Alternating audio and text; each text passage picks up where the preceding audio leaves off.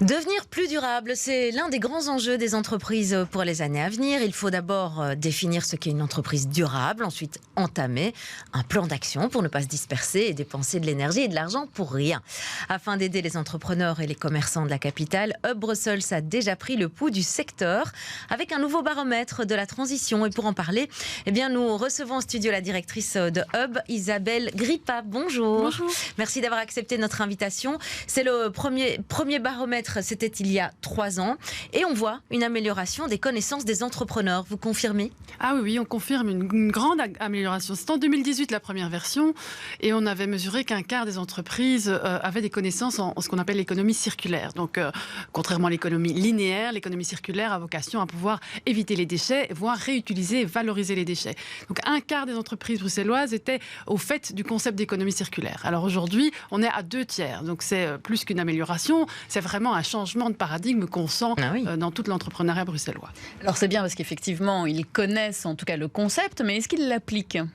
Oui, alors ils l'appliquent pour certains d'entre eux, c'est-à-dire qu'il y a des outils régionaux qui existent. Et on a mesuré aussi la connaissance de ces outils qui existent. Et là, il y a un enjeu. C'est-à-dire que 4 entreprises sur 10 a des connaissances des différents outils financiers, hébergement ou accompagnement qui existent en région bruxelloise. Et donc là, on se rend compte dans ce baromètre qu'il y a un travail énorme à faire en termes d'information.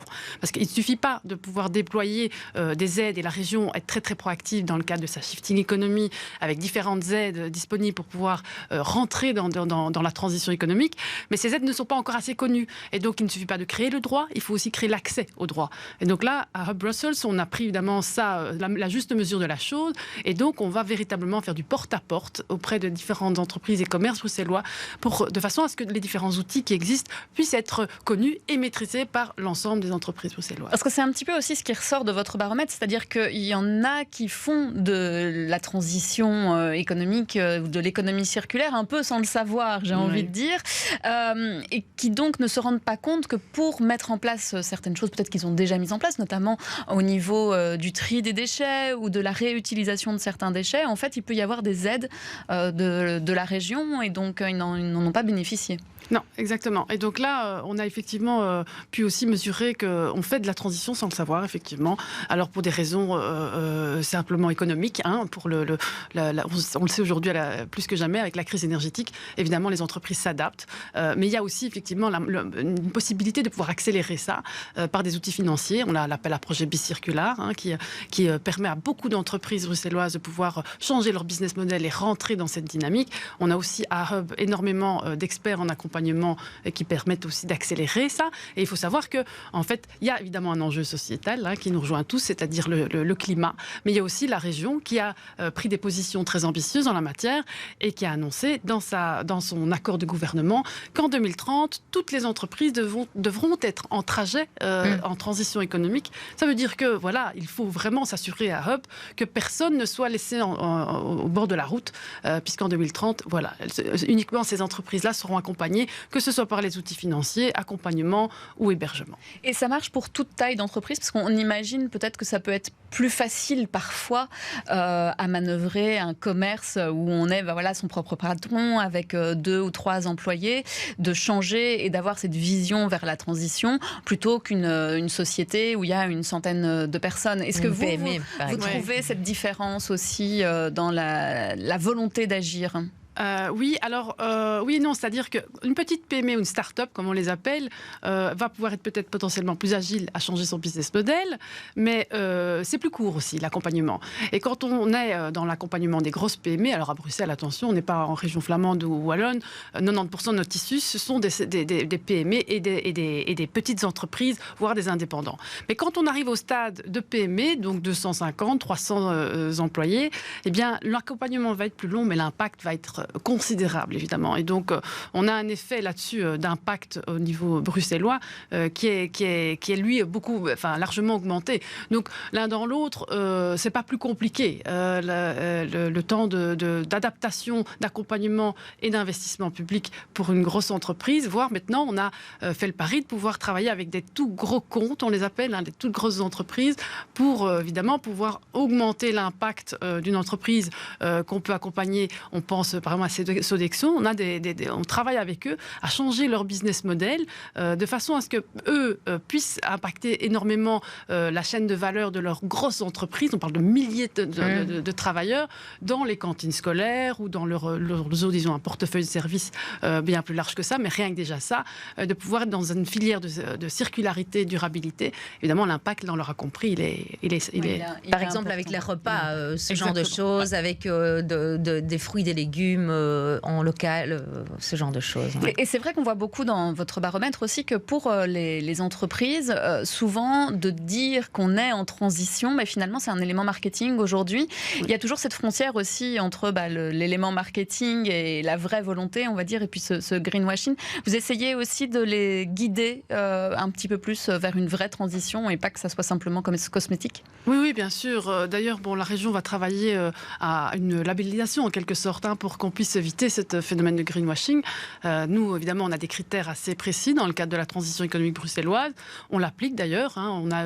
La transition, c'est autant social qu'environnemental.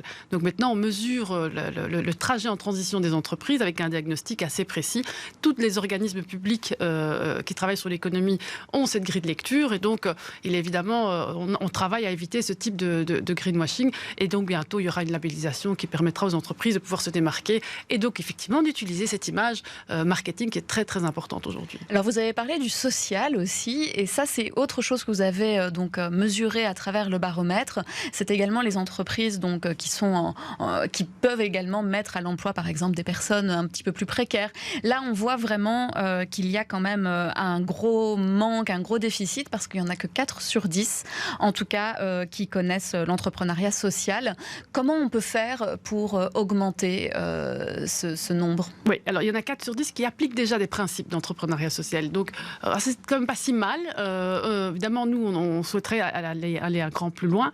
Mais donc, appliquer des principes d'entrepreneuriat social, ça veut dire quoi? Ça veut dire qu'on fait attention à ses filières de production, aux conditions de travail de sa chaîne de valeur, qu'on fait attention aux services qu'on délivre. Est-ce que le service ou le produit a un impact social sur la société? Mais c'est aussi la démocratisation du fonctionnement de l'organisation.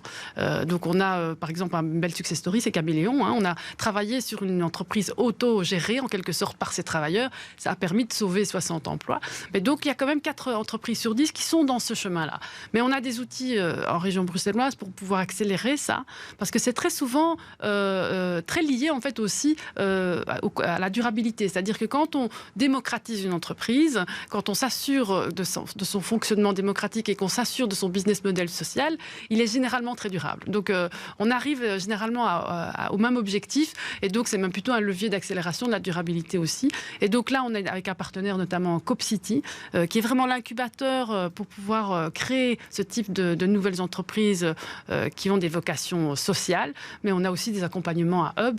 Et donc ça, le conseil le plus facile et le plus efficace, c'est d'appeler le 1819. Donc c'est le numéro de Hub Brussels qui est la porte d'entrée pour toutes les questions liées à la transition économique et à l'entrepreneuriat de manière générale. Vous n'apportez pas d'aide financière. Vous êtes là plus pour encadrer, mais il existe des aides financières. Vous êtes là aussi pour le rappeler aux entrepreneurs? Exactement. On a ici en interne, donc effectivement, on n'octroie pas le financement. C'est notre collègue de Finance and Invest pour tout ce qui est crédit ou prise de participation et le ministère, Bruxelles Économie et Emploi, pour tout ce qui est prime. Mais évidemment, il ne faut pas aller courir à toutes les portes. C'est bien pour ça qu'on est là. Voilà. On accompagne. Exactement. On accompagne. Donc, pas d'inquiétude. Appelez le 1819. On a des conseillers qui sont là pour vous conseiller au mieux sur les outils financiers, d'hébergement ou d'accompagnement disponibles en région bruxelloise. Alors, vous l'avez vaguement évoqué cette semaine, donc c'est la Shifting Economy Week. En quoi ça consiste en fait cette semaine particulière? Mais alors, il y a eu énormément d'activités et de foisonnement autour de cette transition économique. Bruxelles est très, très, très innovant, et d'ailleurs même au niveau mondial, parce que Hub, c'est aussi l'agence commerce extérieure de la région bruxelloise. On vend très bien cette transition économique. On est pionnier en matière d'innovation sociale et environnementale dans notre entrepreneuriat. On le sait en fait peut-être moins qu'à l'étranger. Et donc, l'initiative de la ministre Tract et du ministre Marron était de rassembler toutes ces initiatives dans une semaine clé qu'on espère vraiment voir renouvelée avec nos partenaires privés, Uniso UCM qui représente les classes moyennes en région bruxelloise. Et donc, on a tous décidé, jouer le jeu, d'organiser tous les événements en fonction de nos différents métiers qui ont trait à la sensibilisation, l'accompagnement ou le financement de l'entrepreneuriat en transition économique. Et donc plus de 70 événements s'organisent cette semaine. Et donc à destination des entrepreneurs bruxellois exclusivement, ou vous avez aussi vos partenaires étrangers qui sont là? On espère bien qu'il y ait des partenaires étrangers, parce que notre objectif, c'est aussi, donc, comme je l'ai dit, Bruxelles brille par son innovation sociale et entrepreneuriale, et donc est attractive. Et donc, pour pouvoir renforcer la dynamique économique bruxelloise, c'est important d'attirer des investisseurs, mais aussi des entreprises, et qui ont un impact social et environnemental pour continuer à augmenter notre attractivité, notre positionnement de front-runner, comme on l'appelle dans le jargon, en matière d'innovation sociale et entrepreneuriale. Donc voilà, donc si on est patron d'entreprise aujourd'hui et qu'on a envie d'aller dans cette transition, donc le 18-19, ça reste la porte d'entrée. Et puis je suppose que sur le site aussi de Hub, on pourra voir les différents événements qui auront lieu pendant cette semaine et qui ont encore lieu donc jusqu'à ce week-end, samedi. Oui. Samedi. Merci beaucoup Isabelle Grippa. Donc je rappelle que vous êtes la directrice de Hub. Merci d'être passée par chez nous pour nous parler de ce baromètre de la transition économique.